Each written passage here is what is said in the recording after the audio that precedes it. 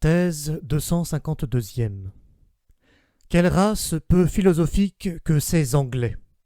Bacon, c'est la contestation de l'esprit philosophique en soi. Hobbes, Hume et Locke ont avili et déprécié pour plus d'un siècle la notion même de philosophe. C'est contre Hume que Kant s'éleva aux deux sens du mot.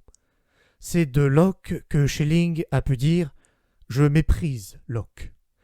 Hegel et Schopenhauer, sans parler de Goethe, furent unanimes pour combattre les frustes conceptions anglaises qui réduisent le monde à une grossière mécanique. Hegel et Schopenhauer, ces deux frères ennemis de la philosophie, orientés vers les pôles opposés de l'esprit allemand, et qui furent injustes l'un pour l'autre comme seuls des frères peuvent l'être. Ce qui manque aux Anglais, ce qui leur a toujours manqué, c'est ce que savait bien Carlyle, cet absurde brouillon, mi-comédien, mi-rhéteur, qui cherchait à cacher sous des grimaces passionnées ce dont il se savait lui-même dépourvu.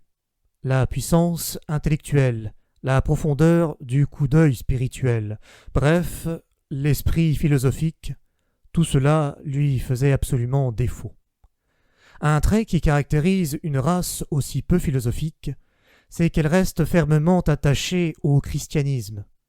Elle a besoin de sa rigoureuse discipline pour se moraliser et s'humaniser peu à peu. Plus sombre, plus sensuel, plus volontaire, plus brutal que l'allemand, l'anglais, parce qu'il est le plus fruste des deux, est aussi le plus pieux. Le christianisme lui est encore plus nécessaire qu'à l'allemand.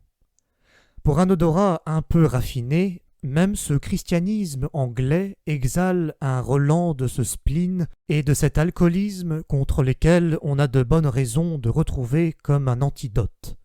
C'est un poison délicat opposé à un poison grossier.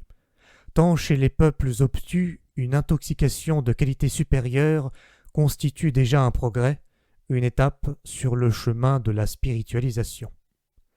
C'est encore les gestes chrétiens, la prière et le chant des psaumes qui travestissent de la manière la plus supportable la pesanteur des Anglais et leur gravité de rustre, ou plus exactement, qui en transforment le sens de la meilleure façon en l'interprétant. Pour le bétail d'ivrognes et de débauchés auxquels le méthodisme autrefois, l'armée du salut aujourd'hui, apprirent à grogner un peu de morale, il se peut que les convulsions de la pénitence constituent le plus haut degré d'humanité qu'ils soient capables d'atteindre. Il est juste de le reconnaître. Mais ce qui heurte le plus, même chez le plus humain des Anglais, c'est son manque de musique, pour employer une métaphore, et aussi sans métaphore. On ne rencontre dans les mouvements de son âme et de son corps ni rythme ni danse, pas même leur désir, pas la moindre aspiration à la musique. Écoutez-le parler, regardez marcher les plus jolies Anglaises.